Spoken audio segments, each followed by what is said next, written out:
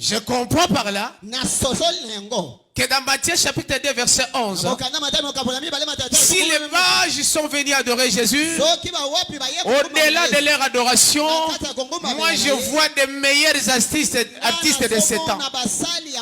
Chacun était venu pour décorer Jésus. On nous parle des présents qui étaient offerts. Il y avait l'or, l'encens et la myrrhe. Laissez-moi vous dire ce matin, ce n'était pas seulement de l'or, mais c'était un style de décorer Jésus. Celui qui a mené l'or, il décorait Jésus comme étant le roi,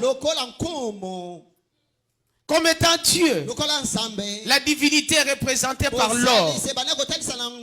Et de là, nous découvrons que celui qui était venu, il avait en lui, il incarnait la personnalité divine.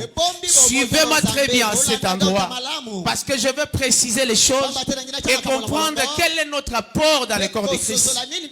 Dans cette cour de prédicateurs, voilà un mage qui amène l'or pour révéler que celui qui était dans le berceau, il avait la personnalité divine.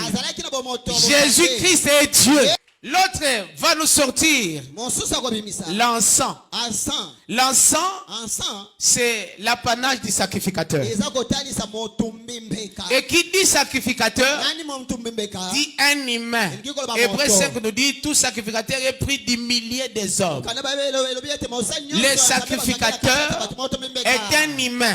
Donc le deuxième artiste décorait Jésus dans sa personnalité humaine. Donc Jésus-Christ, il est Dieu fait chair. C'est pourquoi on l'appelait Emmanuel. Il est non seulement Dieu, mais il est aussi un homme. Le troisième artiste, lui, il sort la myrrhe.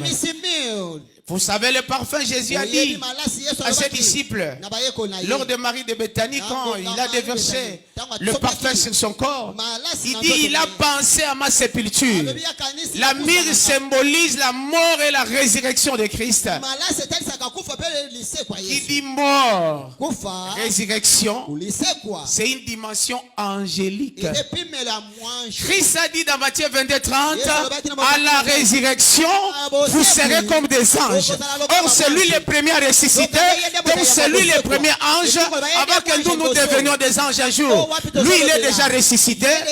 Le mage qui avait apporté la myrrhe était en train de décorer sa personnalité angélique. Et c'est là notre apport. Dans l'église, on nous a enseigné que Jésus est Dieu. Nous sommes d'accord. On nous a enseigné que Jésus a pris la chair.